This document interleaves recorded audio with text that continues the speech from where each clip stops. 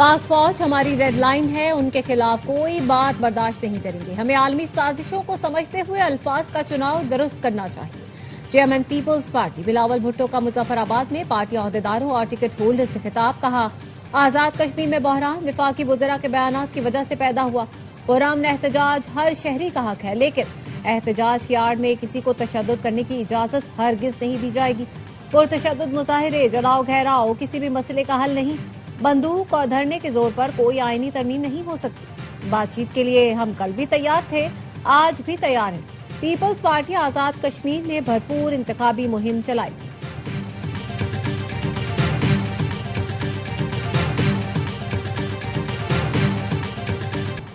احتجاج کی ناکامی کے بعد کالعدم جوائنٹ ایکشن کمیٹی اوچھے ہتھ کنڈوں پر اتر آئی.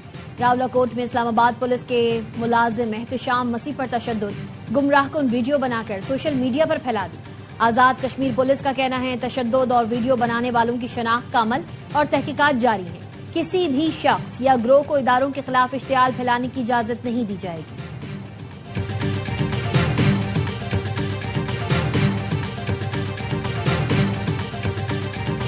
ہیکرز نے بھارت کے سب سے بڑے نیوکلیئر پاور پلانٹ کوڈم کالم کا ڈیٹا چرا لیا. 19,000 فائلیں چوری کی گئیں. رائٹرز کے مطابق ransomware group World Leaks نے بھارتی نیوکلیئر پاور پلانٹ کی ہزاروں فائلیں ڈارک ویب پر اپلوڈ کر دیں. فائلیں پلانٹ کے ٹھیکیدار انیل امبانی کے ریلائنس گروپ کی ہیں. ڈارک ویب پر اپلوڈ فائلوں میں انجینئرنگ نقشے اور انشورنس دستاویزات شامل.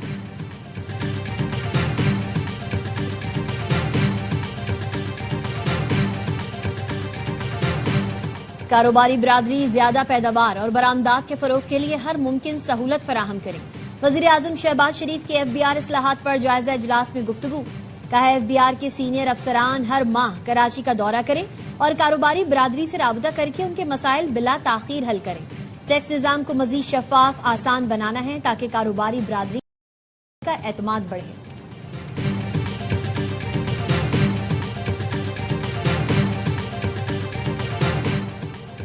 مولانا فضل الرحمان کے بیان سے شہداء کے لواحقین اور قوم کے جذبات مجروح ہوئے. شہداء ہمارے سر کا تاج ہیں. مولانا فضل الرحمان بیان پر قوم اور شہداء کے خاندانوں سے معافی مانگے. وفاقی وزیر رانا تنویر کی گفتگو. وفاقی وزیر رضا حیات ہراج نے کہا مولانا فضل الرحمان نے شہداء کی بے حرمتی کی. ان کے بیان سے بہت تکلیف ہوئی.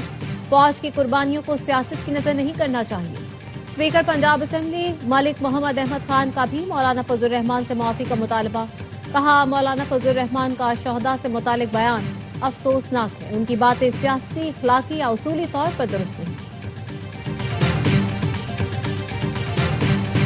شہداء ہمارے ماتھے کا جھومر اور فخر ہیں. ہم شہداء کی قربانیوں کو سراہتے ہیں. سب کو اپنی گفتگو میں شائستگی اختیار کرنی چاہیے اور ایسی بات نہ کریں جس سے کسی کی دل آزاری ہو. وزیر اطلاعات سندھ شرجیل انعام میمن کہتے ہیں ہم سب کو مل کر اس ملک کو امن کا گہوارہ بنانا ہے.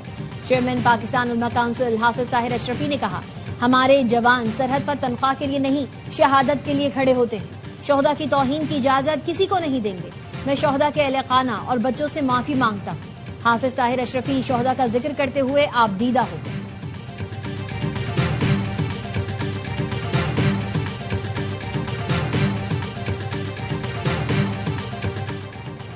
مولانا فضل الرحمان کے متنازع بیان پر پٹیشن. گجرانوالہ کی عدالت نے سربراہ JUI کو 28 جولائی کو طلب کر لیا.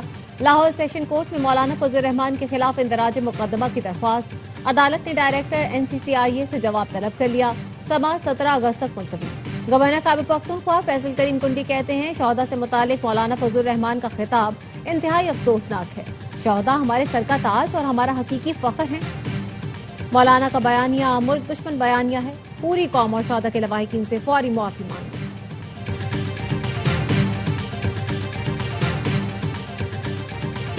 پاک فوج FC بلوچستان اور پولیس کا مشترکہ آپریشن شابان جاری. فتنہ خوارج کے مزید 3 دہشت گرد مارے گئے.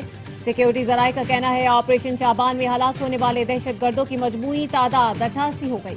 5 جولائی سے اب تک مختلف آپریشنز میں 126 دہشت گردوں کو ٹھکانے لگایا گیا.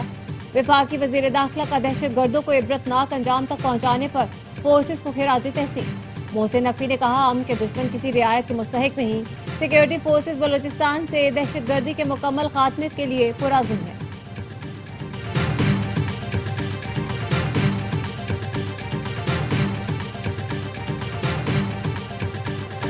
امریکہ کے ایرانی فوجی تنصیبات اور ساحلی علاقوں پر 7 گھنٹے تک بمباری، 7 ایرانی فوجی شہید، متعدد زخمی۔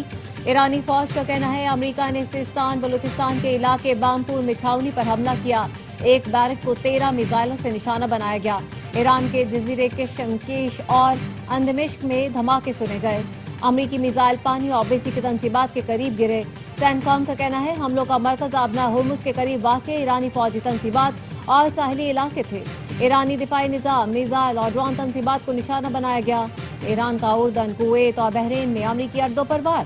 پاسداران انقلاب کا کہنا ہے بحرین کے شیخ عیسیٰ ایئر بیس پر دشمن کے کئی ڈیپو تباہ کر دیے۔ کویت کے السالم ایئر بیس پر ڈرونز کی لانچنگ ریمپ کو نشانہ بنایا۔ اردن میں الارزق فضائی اڈے پر ڈرون حملے کیے۔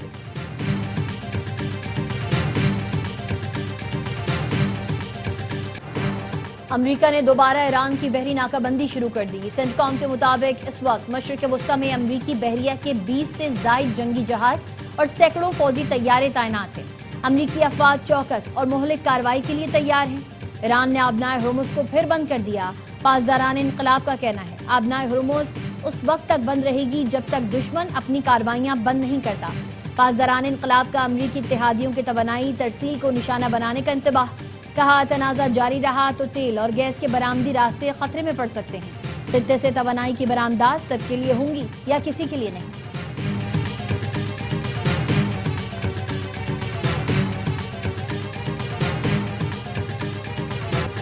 ایران نے معاہدہ نہ کیا تو اگلے ہفتے اس کے بجلی گھروں اور پلوں کو نشانہ بنائیں گے۔ امریکی صدر ٹرمپ کی فاکس نیوز سے گفتگو، کہا ایران پر حملے تب تک جاری رہیں گے جب تک میں نہ کہہ دوں کہ بس بہت ہو گیا۔ امریکہ نے منگل کو ایران کے ساتھ بات چیت کی اور معاہدہ کرنے پر زور دیا۔ ایران کو بری طرح نشانہ بنا رہے ہیں۔ ایران میں ابھی کچھ جنگ لڑنے کی صلاحیت باقی ہے لیکن یہ بہت زیادہ نہیں ہے۔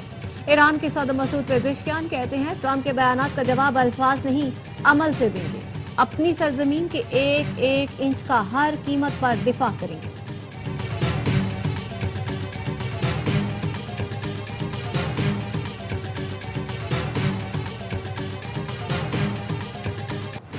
آبنائے ہرمز کا بند ہونا خطرے کی علامت ہے، خطے کے معاشی معاملات بگڑ سکتے ہیں۔ اقوام متحدہ میں انسانی حقوق کے سربراہ والکر ترک کہتے ہیں خطے کے دیگر ممالک میں شہری املاک پر ایرانی حملوں سے نقصان پہنچ رہا ہے، یہ سلسلہ فوری رکنا چاہیے۔ جنگی صورتحال کے باعث خطے میں انسانی حقوق داؤ پر لگ گئے ہیں۔ امریکہ اور ایران کو اب جنگ بندی کی جانب لوٹ جانا چاہیے۔ اقوام متحدہ میں چینی مندوب کا کہنا ہے امریکہ نے ایران پر بڑے حملے کر کے خطے کو دوبارہ خطرناک دہانے پر دھکیل دیا۔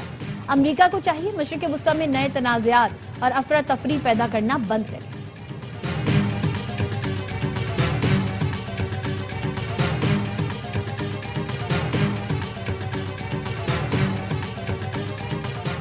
امریکہ ظالم ہے، مظلوم نہیں۔ شہری بنیادی ڈھانچے پر امریکی حملے جنگی جرائم ہے۔ ایران کے مستقل مندوب امیر سعید ایروانی نے UN سیکرٹری جنرل کو خط لکھ دیا، کہا امریکہ نے اسلام آباد مفاہمتی یادداشت پر عمل درآمد سے مسلسل انکار کیا۔ امریکہ کی جانب سے مفاہمتی یادداشت کی 42 خلاف ورزیوں کا ریکارڈ موجود ہے۔ امریکی اقدامات نے علاقائی استحکام اور عالمی امن کو خطرے میں ڈال دیا ہے۔ خلیجی ممالک ایران کی جانب سے حملوں پر شدید ناراض۔ کویت، قطر، بحرین اور متحدہ عرب امارات نے ایرانی حملوں کی مذمت کی، کہا موجودہ جنگ سے ہمارا کوئی تعلق نہیں۔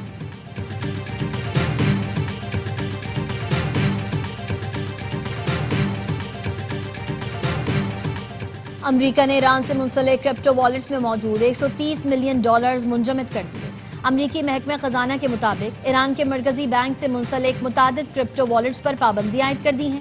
نئی پابندیوں کے تحت $130 ملین سے زائد مالیت کے ڈیجیٹل اثاثے منجمد کیے۔ ایران کی غیر قانونی مالیاتی سرگرمیوں کے خلاف کارروائی جاری رہے گی۔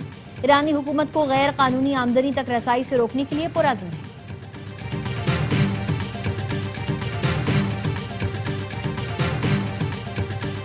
امریکہ اور ایران میں کشیدگی بڑھنے پر عالمی منڈی میں تیل مزید مہنگا۔ لندن برنٹ خام تیل کی قیمت 0.91% بڑھ کر $50.49 فی بیرل ہو گئی۔ امریکی ویسٹ ٹیکساس خام تیل کی قیمت 0.68% اضافے سے $79.88 فی بیرل پر پہنچ گئی۔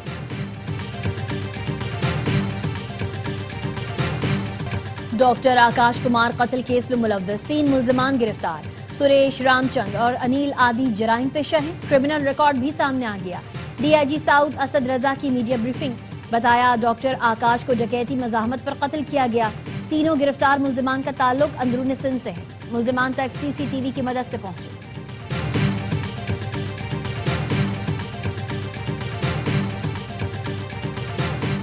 کوئی بھی پاکستانی تنسیق شدہ یا زائد المیعاد نائکوب پر پاکستان نہیں آ سکتا۔ دوہری شہریت رکھنے والے پاکستانیوں کے لیے نئی گائیڈ لائن جاری۔ وزارت داخلہ نے امیگریشن حکام کو آگاہ کر دیا۔ غیر ملکی پاسپورٹ کے ساتھ پاکستانی ویزا یا کارآمد نائکوب کو لازمی قرار دے دیا گیا۔ ہمارے نوجوان ہمارا سب سے قیمتی اثاثہ ہیں۔ فنی و پیشہ ورانہ تعلیم اور پیداواری صلاحیت معاشی کامیابی کی ضمانت ہے۔ وزیراعظم شہباز شریف کا ورلڈ یوتھ سکلز ڈے پر پیغام۔ کہا نوجوانوں کو پاکستان اور دنیا بھر میں اعتماد کے ساتھ مقابلہ کرنے کے قابل بنا رہے ہیں۔ بغیر کسی تفریق کے تمام مرد و خواتین کو یکساں مواقع کی فراہمی حکومتی ترجیح ہے۔ وزیر اعلیٰ پنجاب مریم نواز کہتی ہیں پنجاب حکومت نے نوجوانوں کو ہنرمند بنانے کے لیے خطیر فنڈز مختص کیے۔ نوجوانوں کو 10 لاکھ سے 3 کروڑ روپے تک بلا سود قرض دے رہے ہیں۔